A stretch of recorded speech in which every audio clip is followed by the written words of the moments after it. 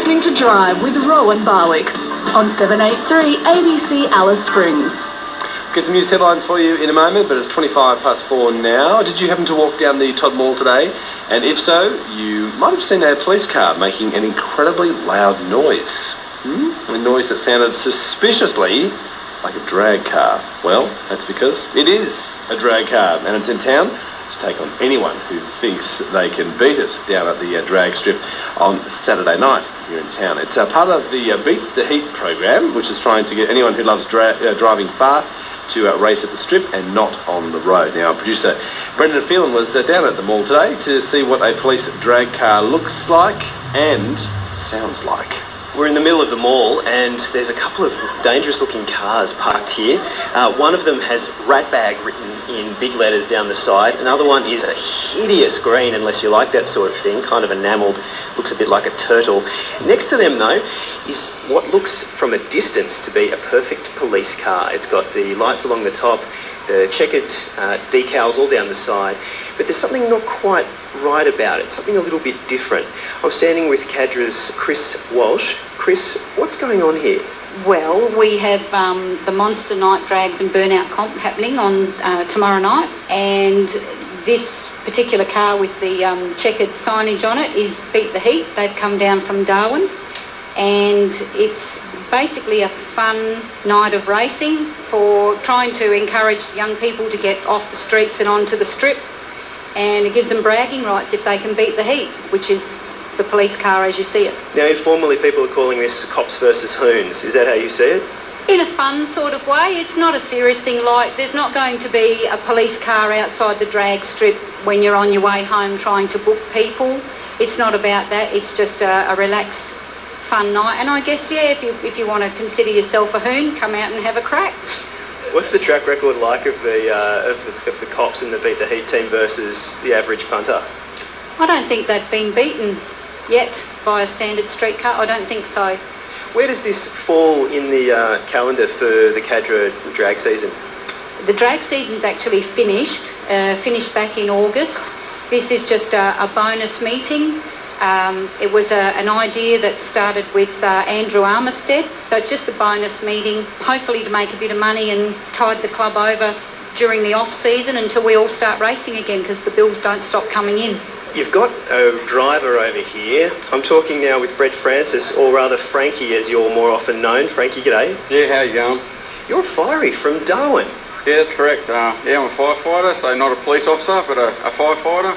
And I'm just lucky enough to get a role in one of the drivers for this vehicle.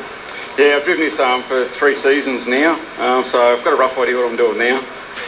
And you fancy yourself, by the sounds of things, against the people who roll up?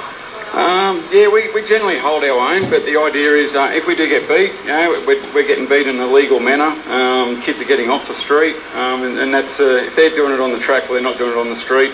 And then I don't have to cut them out of cars when they crash. Do you talk to them much in the actual, at the event itself about that and about your motive for wanting to do this?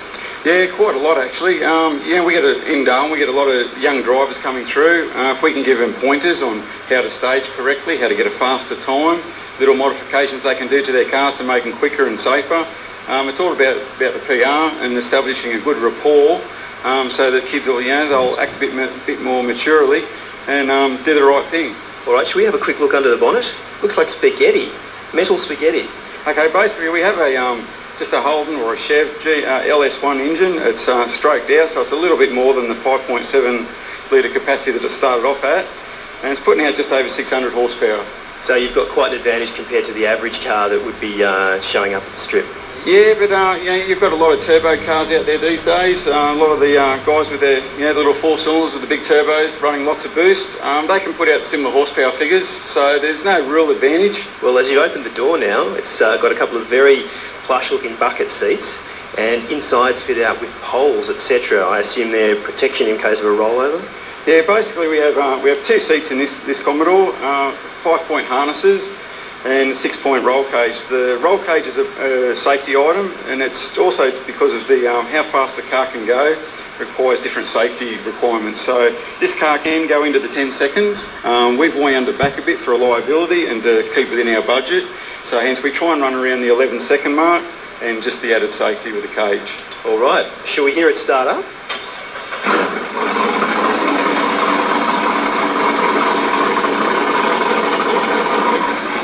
That's quite loud. Yeah, we're not running any mufflers because mufflers slow things down. And yeah, that's just at idle at the moment.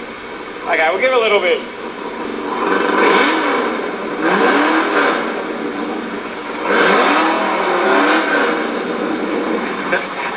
Jeez, mate, I think we better turn it off.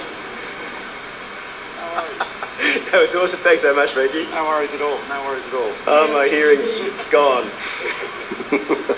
That's Brendan Phelan speaking with drag racer and fiery Brett Francis, who's going to be driving that monster cop car in drag races against all comers at the drag strip on Saturday night. Gates open from 3. Adult tickets are $15. Kids are 12 to 16, $5, and younger kids are free.